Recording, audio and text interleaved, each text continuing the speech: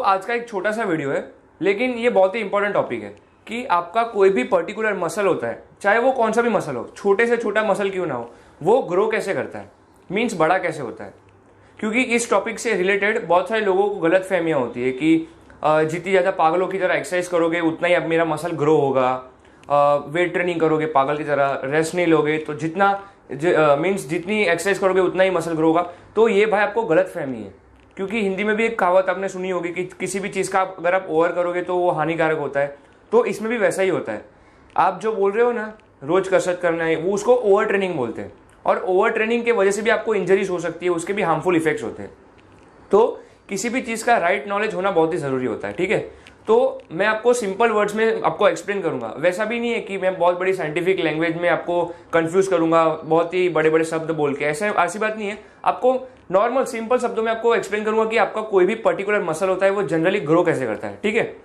सो ये डिपेंड होता है आपकी डेली लाइफ की मूवमेंट्स पे। यस, आपने कभी वो जो पता है लोहे का काम करते हैं, मीन्स उसको स्क्रैप डीलर भी बोलते हैं, उनका कभी हाथ देख लेना, उसका शोल्डर होता है ना, वो कभी देख लेना कि उनका शोल्डर कितना डेवलप होता है। पता है क्यों?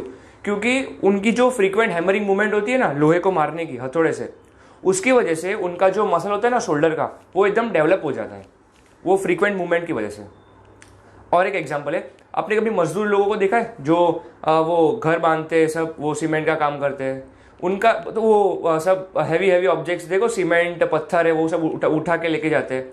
उनके कभी पैर देख लेना आप, और ये हाथ देख लेना, इतने मस्कुलर होते हैं ना उनके काफ मसल्स और ये थाई मसल्स, क्योंकि उनकी जो ये मेहनत करने की उनको मीन्स हैबिट हो गई है, वो फ्रीक्वेंट मूवमेंट हो गई है उनकी। तो होता क्या है कि जनरली आपका कोई भी मसल होता है ना, उस पर आप स्ट्रेस देते हो।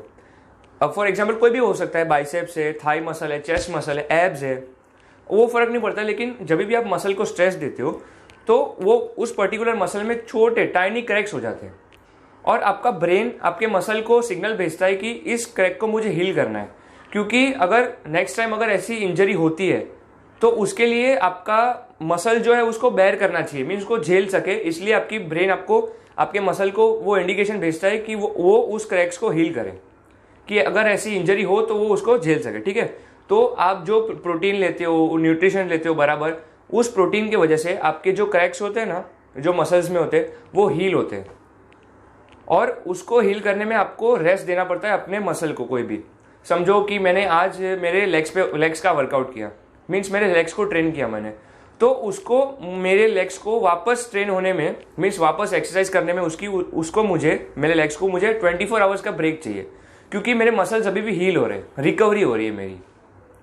अगर मैं उसको रिकवरी का टाइम ही नहीं दूंगा और मैं वापस एक्सरसाइज करने लग जाऊंगा तो उसको ओवर ट्रेनिंग बोलते हैं। उसकी वजह से एक दो बार में कुछ नहीं होता है, लेकिन आप जब इस मीन्स ऐसे हैबिट को अगर आप कंटिन्यू रखोगे तो आप इंजरी मीन्स आपको इंजरी हो सकती है, ठीक है। और उसको रेस्ट देना पड़ता है प्रॉपरली हील होने में। तो हमेशा ध्यान में रखना कि जब भी आप एक्सरसाइज करते हो तो आप ध्यान में रखना कि आप अपनी बॉडी को प्रॉपर रेस्ट दे रहे हो। आप खुद का ही एग्जाम्पल ले लो ना, अगर आप सुबह से रात तक काम करते हो तो आपकी बॉडी को रेस्ट चाहिए ना रिकवर होने में।